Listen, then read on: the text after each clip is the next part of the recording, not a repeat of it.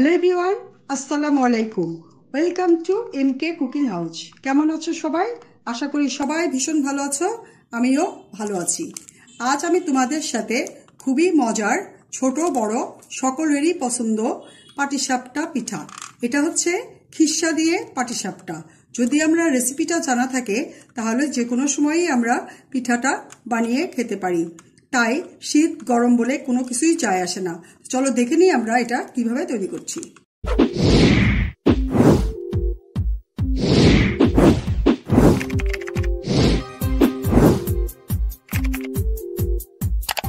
খিরসা পাটিসাপটা তৈরি করার জন্য এখানে প্রথমে আমি পাটিসাপটার মিশ্রণটা তৈরি করে নিব।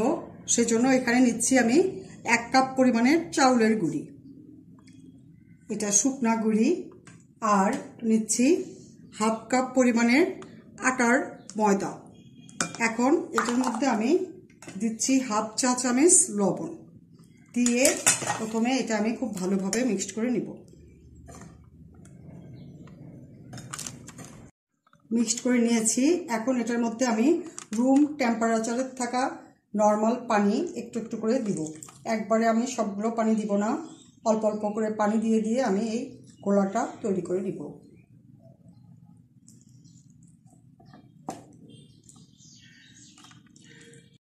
পাটিসাপটা পিঠার মিশ্রণটা আমার রেডি হয়েছে। এই যে এটার থিকনেসটা এরকম হবে, পাতলাও না ঘনও না। তো এখানে আমার 1.5 কাপ আটা ময়দা মিলায়া পানি লেগেছে 1.5 কাপের চেয়ে অল্প একটু কম। তোমাদের এখানে পানি বেশি লাগতে পারে বা কমও লাগতে পারে। এখন এটা দিয়ে আমি পিঠা বানিয়ে দেখাবো। খিরসা পাটিসাপটা করার জন্য এখানে আমি কিছু খিরসা তৈরি করে নিয়েছি। আর এই খিরসার রেসিপিটা আমি তোমাদের সাথে আজকে শেয়ার করিনি, কারণ এই রেসিপিটা অলরেডি আমি তোমাদের সাথে শেয়ার করেছি। রেসিপিটা আমি ডেসক্রিপশন বক্সে দিয়ে দিব, তোমরা চাইলে দেখে নিতে পারো। খিরসা পাটিসাপটা করার জন্য এখানে চুলার উপরে আমি একটা ফ্রাই প্যান দিয়েছি, আর এখানে নিয়েছি একটা বাটিতে সামান্য সয়াবিন তেল। এখন আমি এই তেলের মধ্যে একটা টিস্যু দিয়ে সামান্য তেল ভিজিয়ে নিয়ে এই ফ্রাই প্যানটা মুছে নিব। এখানে বেশি তেল দেওয়া যাবে না, জাস্ট শুধু ফ্রাই প্যানটা মুছে নিলেই হবে। তেল দিয়ে মুছে নিয়েছি। এখন এটার মধ্যে আমি পিঠাটা তৈরি করব। এখন এই গরম ফ্রাই প্যানের মধ্যে আমি এখান থেকে 1 চামচ করে ব্যাটার নিয়ে এই ফ্রাই প্যানের হাতলটা ধরে এরকম ঘুরিয়ে দিব। দেখো মিশ্রণটা কি সুন্দর চতুর্দিকে ছড়িয়ে যাচ্ছে। তো তোমরা চেষ্টা করবা এরকম পাতলা করে ব্যাটারটা তৈরি করে নিতে।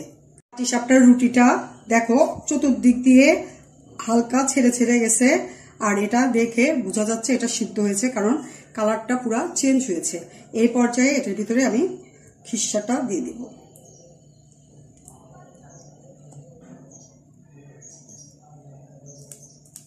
খিরসা দিয়ে পরে এটা আমি আস্তে আস্তে এটা রোল করে দিব। আবার এটা খুব বেশি সিদ্ধও করা যাবে না, একদম ভাজা ভাজা, তাহলে কিন্তু রোল করতে রুটিটা ভেঙে যাবে। হালকা একটু সিদ্ধ হলেই তখন তোমরা খিরসাটা দিয়ে এটা রোল করে নিবে, তাহলে সুন্দরভাবে রোলটা হবে। এই যে তৈরি হয়ে গেল আমার একটা পাটিসাপটা। এখন এটা আমি 2 পিঠ একটু উল্টে পাল্টে হালকা একটু ব্রাউন কালার করে নিব। ব্রাউন কালার হয়েছে হালকা, তোমরা এটা সাদাও রাখতে পারো। এখন এটা আমি উঠিয়ে নিব। এইভাবে আমি সবগুলো পাটিসাপটা বানিয়ে নিব।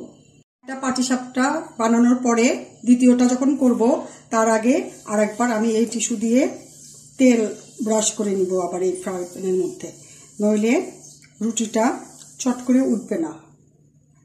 আর একটু তেল ব্রাশ করে নিলে চট করে রুটিটা উঠে যাবে। এই যে আমি তোমাদের সুবিধার্থে আরেকটা দেখাচ্ছি। এখন এটা আমি যে হালকা এইভাবে হ্যান্ডেলটা ঘুরিয়ে জাস্ট এটা ছড়িয়ে নিব।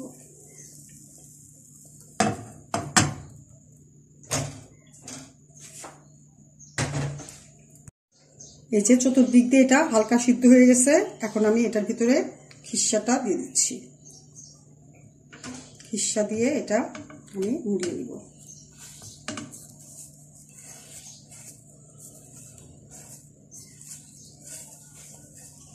এই যে আরেকটা পাটিসাপটা হয়ে গেল। এখন আমি এটা আরও কিছুক্ষণ উল্টে পাল্টে এটা একটু ভালো করে ভেজে নিব। এই যে বন্ধুরা, আমি সবগুলো পাটিসাপটা তৈরি করে নিয়েছি। আর দেখলে তো কত সহজভাবে আমি খিসা দিয়ে পাটিসাপটাটা তৈরি করে দেখালাম। তো এটা তোমরা অবশ্যই বাসায় ট্রাই করো। আর ভালো লাগলে প্লিজ প্লিজ আমাকে লাইক দিও, বন্ধুদের সাথে বেশি বেশি শেয়ার করো, কমেন্ট করো। আর চ্যানেলে যদি নতুন হও প্লিজ সাবস্ক্রাইব করো। আর পাশে থাকা বেল আইকনটি ছোট করে একটু বাজিয়ে দিও, যেন যে কোনো ভিডিও আপলোড হওয়ার সাথে সাথে নোটিফিকেশনটা সবার আগে তোমার কাছে যায়। আর যদি চ্যানেলে অলরেডি সাবস্ক্রাইব করে থাকো তাহলে অনেক অনেক ধন্যবাদ। সবাই ভালো থেকো। আল্লাহ হাফেজ।